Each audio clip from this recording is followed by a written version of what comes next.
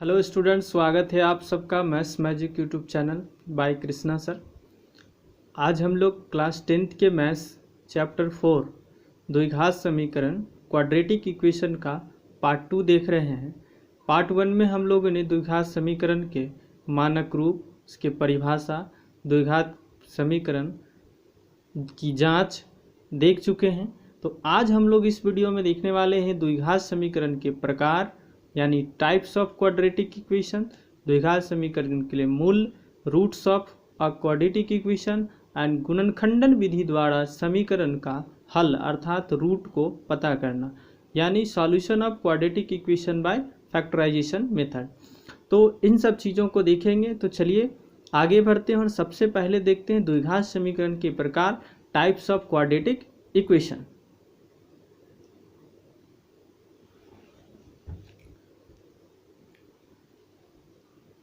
तो देखते हैं द्विघात समीकरण के प्रकार। इसी बीच जो लोग हमारे चैनल पे पहली बार हैं, कृपया चैनल को सब्सक्राइब करें, बेल आइकन को ज़रूर दबाएं ताकि अपलोड होने वाली वीडियो का नोटिफिकेशन आपको मिलता रहे। वीडियो को लाइक करिए, शेयर करिए, कमेंट करिए। तो चलिए देखते हैं द्विघात समीकरण के प्रकार। स्टूडेंट्स, द्विघात समीकरण दो प्रकार के होते हैं। एक शुद्ध द्विघात समीकरण होते हैं, दूसरा मिश्रित द्विघात समीकरण होता है। जैसे कि आप देख रहे हैं द्विघात समीकरण के प्रकार, यह दो प्रकार के होते हैं। पहला होता है आपका शुद्ध द्विघात समीकरण और दूसरा होता है मिश्रित द्विघात समीकरण। देखते हैं कि ये शुद्ध द्विघात समीकरण और मिश्रित द्विघात समीकरण क्या होता है। सबसे पहले देखते हैं कि द्विघात समीकरण यानी क्वाड्रेटिक इक्वेशन का हम लोगों ने जो अभी तक देखा वो क्या था। General form ax² plus bx plus c equal to 0। हम लोगों ने देखा कि इसका स्टैंडर्ड फॉर्म ये होता है, मानक रूप ये होता है। अब आइए इसमें क्या कहता है। प्योर क्वाड्रेटिक इक्वेशन में आपका जो ये इक्वेशन है bx प्लस c, इसमें जो x के पावर 1 वाले टर्म हैं ये टर्म आपके नहीं रहेंगे, ये टर्म नहीं होंगे। अर्थात आपका ax² plus c equal to 0, बस इतना सा होगा। यदि इस प्रकार का इक्वेशन दिखता है तो इसे हम प्योर क्वाड्रेटिक इक्वेशन कहेंगे, शुद्ध द्विघात समीकरण कहेंगे। अब देखते हैं कि इसका एग्जाम्पल देखते हैं। एग्जाम्पल क्या होगा, देखिए जैसे लिख दूं मैं अगर x² माइनस 25, अब इसको आप x² plus 0 into X minus 25 equal to 0 लिख सकते हैं। तो ये वाले टर्म नहीं है, तो हमारा ये जो इक्वेशन है ये इक्वेशन हो गया शुद्ध द्विघात समीकरण। जैसे एक और मैं लिखता हूँ x² माइनस 16 इक्वल टू 0, तो ये आपके एग्जाम्पल हो गए शुद्ध द्विघात समीकरण के। और भी यदि मैं देखूं तो आप देख सकते हैं 16x² इक्वल टू 49, तो ये भी आपके हो गए शुद्ध द्विघात समीकरण। अब देखते हैं मिश्रित द्विघात समीकरण क्या होता है। मिश्रित द्विघात समीकरण में ज़्यादा नहीं है। मिश्रित द्विघात समीकरण वह होता है जिसमें सभी टर्म हो, यानी ax² plus bx plus c equal to 0 जो आपका ओरिजिनल फॉर्म है उसी को हम मिश्रित द्विघात समीकरण कहते हैं। और सामान्य तौर पर हम यहाँ पर इसी प्रकार के इक्वेशन को देखेंगे और उसी पर काम करेंगे, और जो मिश्रित है, जो शुद्ध है, उस पर भी काम करेंगे। यानी इसका एग्जाम्पल अगर देखा जाए तो 2x² plus 3x plus 4 equal to 0, कुछ भी एग्जाम्पल हो सकता है। तो ये हो गए आपके मिश्रित द्विघात समीकरण।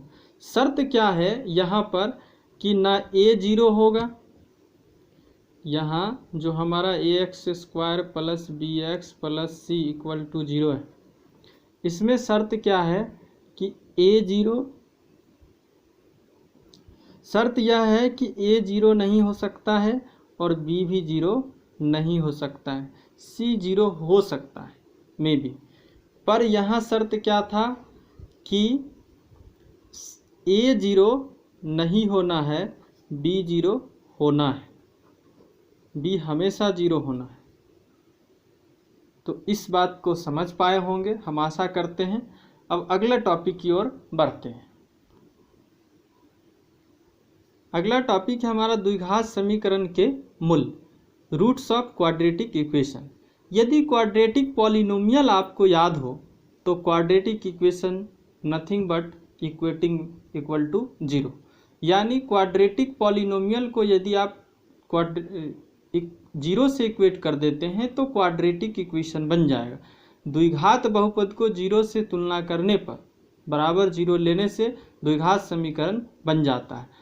और वहाँ जो द्विघात बहुपद के शून्यक थे वही द्विघात समीकरण के मूल कहलाते हैं और उसी की सारी प्रॉपर्टीज़ यहाँ फॉलो होती। तो देखते हैं मैथमेटिकली कि क्या होता है। हम लोगों ने देखा था कि ax² plus bx plus c ये था द्विघात बहुपद, इसको हम 0 से इक्वेट कर दिए तो ये हो गया द्विघात समीकरण। आपको पता है कि द्विघात समीकरण का हाईएस्ट पावर 2 होता है, और तो इसके मूल वहाँ हम देख रहे थे, इसके मूल कितने होते हैं? 2। मूल की संख्या कितने होंगे? अधिकतम 2। अब आगे देखते हैं तो इसमें होता क्या है। जीरोज में क्या था कि x का कोई ऐसा वैल्यू मान लीजिए कि हम अल्फ़ा लेते हैं और x का कोई ऐसा वैल्यू हम बीटा लेते हैं। ये 2 वैल्यू है क्योंकि 2 जीरोज होगा, x का वैल्यू बीटा लेते हैं। अब ये अल्फ़ा यदि इस इक्वेशन को सेटिस्फाइड कर देता है, मतलब x के जगह अल्फ़ा रखने से ये सारा टर्म 0 हो जाता है, तो इसके मूल होंगे। यदि बीटा है रखने से बीटा का वैल्यू एक्सपुट करने से इस इक्वेशन में यदि 0 मिल जाता है तो हमारा बीटा भी इसके जीरोज हो जाएंगे। तो द्विघात समीकरण के 2 मूल होते हैं, 2 रूट होते हैं और उसे जनरली अल्फ़ा और बीटा से डिनोट करते हैं। अल्फ़ा बीटा क्या होता है? ग्रीक भाषा का लेटर है, मैं पहले ही बता चुका हूँ। तो अब देखते हैं कि मूल निकालते कैसे हैं। इस चीज़ को एक एग्जाम्पल से समझते हैं। जैसे अभी अभी हम लोगों ने देखा था x² माइनस 16 इक्वल टू 0, ये इक्वेशन था मेरा। अब इसका मूल निकालते हैं। x² इक्वल टू क्या? 16 हो जाएगा। x इक्वल टू √16 हो जाएगा क्या? और इसका वैल्यू प्लस माइनस 4 हो जाएगा, यानी x का 2 वैल्यू हुआ। x का एक वैल्यू हुआ +4 और एक वैल्यू हुआ -4। तो ये तो लिखा नहीं जाता है प्लस और ये। अब देखते हैं, इसी को आप अल्फ़ा कहेंगे और इसको बीटा कहेंगे। क्लियर है? अब देखिए x² माइनस 16 इक्वल टू 0, इसमें हम पुट करते हैं x इक्वल टू 4। तो x इक्वल टू 4 यानी 4 का स्क्वायर माइनस 16 इक्वल टू 0, दोनों साइड इक्वल हो गया। तो ये कहलाएंगे कि इसके जीरोज हैं, इसके रूट हैं, जीरोज नहीं, जीरोज वहाँ होता। उसके बाद हमारे पास बीटा इक्वल टू क्या है? -4। इक्वेशन क्या है? x² minus 16 equal to 0। यदि मैं इसको यहाँ रख देता हूँ तो ये क्या? ये भी 16 हो जाएगा। 16 माइनस 0 इक्वल टू 0 मिला। तो जब ऐसा हो जाए, जीरोस का मतलब यही होता है कि उस इक्वेशन में उसका वैल्यू रखने से इक्वेशन बैलेंस हो जाए। समझ में आया? आगे देखते हैं कुछ क्वेश्चंस और। अब देखिए यहाँ पर एक क्वेश्चन है, जांच करें कि x इक्वल टू हाफ और x इक्वल टू 3/2 समीकरण 2x² minus 5x plus 3 equal to 0 के मूल हैं या नहीं है। तो इस प्रकार के प्रश्न अक्सर देखे जाते हैं, CBSE में तो आता ही आता है और स्टेट बोर्ड में भी देखे जाते हैं। तो देखते हैं इसको काम कैसे करेंगे। आइए देखते हैं। हमारा इक्वेशन सबसे पहले लिख लेते हैं 5x प्लस 3 इक्वल टू 0। ये इक्वेशन हो गया हमारा। मेरे पास जीरोज क्या है? यदि मान लेता हूँ अल्फ़ा और बीटा। अल्फ़ा क्या है? 1/2 रहने देते हैं। अभी कोई ज़रूरी नहीं है कि दिया हुआ दोनों उसके जीरोज होंगे ही, उसके रूट्स होंगे ही, उसके मूल हैं या नहीं यही चेक करना है। तो पुट यानी x इक्वल टू आप हाफ रख देंगे किस में, गिवन इक्वेशन में, गिवन इक्वेशन में दिए गए इक्वेशन में x इक्वल टू हाफ रख दीजिए। अगर इक्वेशन सेटिस्फाइड कर जाता है यानी लेफ्ट साइड भी 0 आ जाता है तो हम बोलेंगे कि हाफ इस इक्वेशन का रूट है, और नहीं आता है तो बोलेंगे नहीं है। अब देखते हैं, हमारे पास इक्वेशन है 2x² minus 5x plus 3 equal to 0। 2x का वैल्यू हाफ रखना है, माइनस 5x का वैल्यू हाफ रखना है, प्लस 3 इक्वल टू 0। अब x के वैल्यू यहाँ देखिए 1 into 1/4 minus 5/2 plus 3 equal to 0। अब ये यहाँ देखते हैं 2 2 जा कैंसिल हो जाएगा, 1/2 माइनस 5/2 प्लस 3 इक्वल टू 0। सबका एलसीएम ले लीजिए तो आएगा 2 1 माइनस 5 प्लस 3 2 जा 6 इक्वल टू 0। अब ये देखिए 6 और 1 7 माइनस 5/2 इक्वल टू 0। ये हो गया 2 2/2 इक्वल टू 0। ये कट गया, 1 बराबर 0। अब ये कभी हो सकता है क्या 1 बराबर 0? नहीं, ये संभव नहीं है। यानी LHS not equal to RHS, therefore x equal to half is not a root of given equation। अर्थात LHS RHS के बराबर नहीं है, इसीलिए हम कहेंगे कि x इक्वल टू हाफ दिए गए समीकरण का मूल नहीं है। अब देखते हैं दूसरे पॉइंट जो मेरा था उसके लिए चेक करते हैं। दूसरा पॉइंट हमारा था x इक्वल टू 3/2। तो क्वेश्चन यही है, वैल्यू चेंज होगा, चेक करते हैं उसको। ये देखिए इक्वेशन वही है, वैल्यू चेंज है। अब इसके लिए चेक करना है कि क्या यह इस इक्वेशन का जीरोस है या नहीं है। तो put x equal to 3/2 in equation 1, इसको आप 1 बना लीजिए, गिवन इक्वेशन लिख दीजिए, एभव इक्वेशन लिख दीजिए, मतलब लिखने का अपना तरीका है। अब 2x के जगह क्या पुट करना है, 3/2 का स्क्वायर माइनस 5x के जगह क्या पुट करना है, 3/2 प्लस 3 इक्वल टू 0। अब ये देखिए 2 इंटू 3 3 जा 9/4 minus 5 into 3/2 plus 3 equal to 0। ये 2 2 जा कैंसिल हो जाएगा, 9/2 माइनस 15/2 प्लस 3 इक्वल टू 0। सबका एलसीएम ले लीजिए तो 2 आ जाएगा। अब देखिए ये तो 9 माइनस 15 और ये 3 2 जा 6, 2 1 जा यहाँ से तो 2 3 जा 6 इक्वल टू 0। अभी देखिए 9 और 6 प्लस में है तो 15 minus 15/2 equal to 0। 0 upon something हम जानते हैं कि 0 होता है। यहाँ देखिए LHS RHS के बराबर हो गया तो हम बोलेंगे yes x equal to 3/2 is the root of given equation. तो आई होप इतना क्लियर हुआ होगा। कुछ और क्वेश्चन देखते हैं, आप चाहें तो इसका स्क्रीनशॉट ले सकते हैं। अब आगे बढ़ते हैं। इसी कंसेप्ट को यूज करते हुए एक नए प्रकार के प्रश्न देखते हैं इस प्रश्न को किस प्रकार से हम लोग हल करेंगे। प्रश्न यह है कि x इक्वल टू 2 और x इक्वल टू 3 समीकरण 3x² plus 2ax plus 2b equal to 0 का जीरोज है। तो इसके हल हैं, मतलब रूट हैं। हमेशा मैं जीरोज बोल देता हूँ, रूट समझिएगा, जीरोज पॉलिनोमियल में होता है। मूल है तो a और b का मान पता करना है। CBSE का फेवरेट क्वेश्चन है। देखते हैं इसको किस प्रकार से हल करेंगे। देखते हैं इक्वेशन क्या है, 3x² plus 2ax plus 2b equal to 0।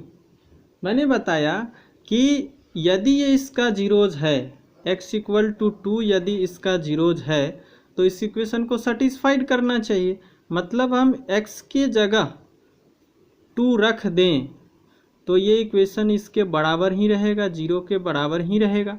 तो रहने दीजिए। 3 2 2 जा 4 प्लस 2 2 जा 4a plus 2b equal to 0। 4 3 जा 12 plus 4a plus 2b equal to 0। अब देखिए यहाँ पर सब जगह 2 है, निकाल लेते हैं। 2 कॉमन लेंगे तो 6 plus 2a plus b equal to 0। इस 2 को इधर ले जाइए। 6 plus 2a plus b equal to 0। ये 6 है, ये 0 2 आके तो 0 ही रहेगा। और इसको थोड़ा सजा लीजिए, 2a प्लस b और प्लस 6 इक्वल टू 0। इक्वेशन 1 बना करके इसको रख लेना है। एक चीज़ देखिए स्टूडेंट्स, यहाँ रॉन्ग हो गया है। क्वेश्चन यहाँ माइनस होना चाहिए, नहीं तो ये आंसर आएगा नहीं, सॉल्यूशन होगा नहीं, उसका वो जीरोज ही नहीं होगा। तो इसको यहाँ से देखते हैं फिर से। इक्वेशन क्या है?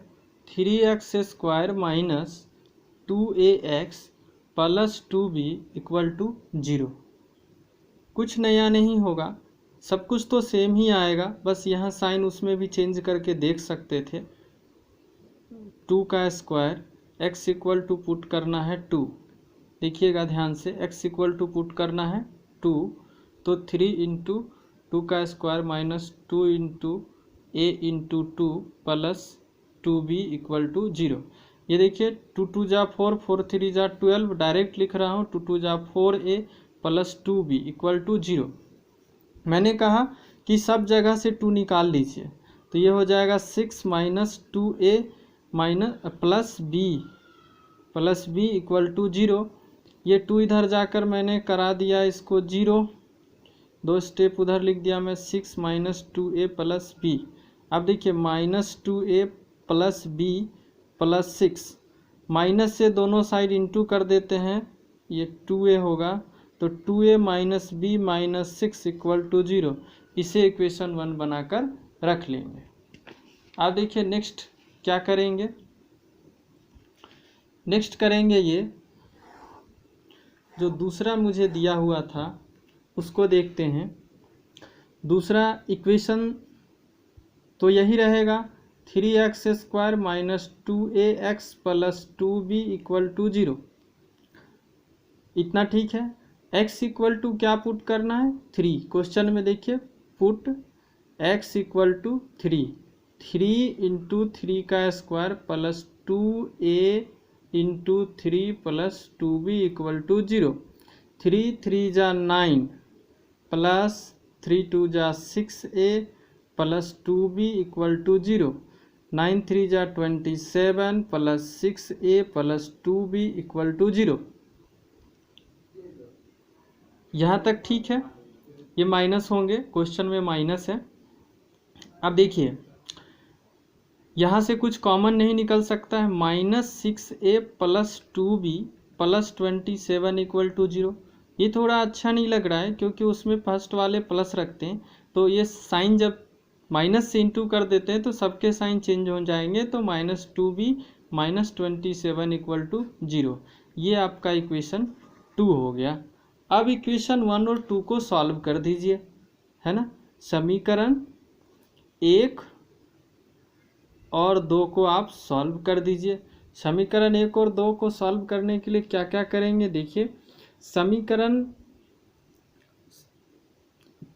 2 है 6a minus 2b minus 27 equal to 0, और ये है हमारा 2a minus b minus 6 equal to 0। इसको देखने वाली बात यह है कि पिछले चैप्टर में हम लोगों ने देखा था कि किस प्रकार से रैखिक समीकरण को सॉल्व करते हैं। तो छोटे वाले कोफिशिएंट है, मैं b को कैंसिल कर देता हूँ। b को कैंसिल करने के लिए मुझे क्या करना होगा, तो चलते हैं समीकरण, ये है हमारा 2 और ये था 1। समीकरण 2 को कुछ नहीं करते हैं, 1 से गुना माइनस समीकरण 2 को इसके कॉफिशिएंट 1 से इंटू करेंगे और इसको इसके कॉफिशिएंट 2 से इंटू करेंगे। समीकरण 2 को 2 से इंटू करेंगे और जो समीकरण 1 को 2 से इंटू करेंगे और 2 को 1 से और इसको माइनस करेंगे। तो देखिए ये तो 1 से इंटू होकर कुछ होगा नहीं, 6a माइनस 2b और ये माइनस 27 को इधर रख लेते हैं 27। अब आइए इसको हम क्या कर रहे हैं 2 से इंटू, तो 2 2 जा 4a, b को 2 से इंटू करेंगे तो 2b इक्वल टू ये 6 को इस साइड ले आए हैं तो प्लस हो गया 6 2 जा 12। यहाँ तक ठीक है। अब आपको पता है कि साइन चेंज होता है, ये प्लस माइनस कैंसिल हो गया, 6a से 4a 2a इक्वल टू 27 से ये 12 माइनस हो जाएगा तो आपको यहाँ 5 मिला, और यहाँ 1 मिला। a का वैल्यू आ गया आपका 15/2।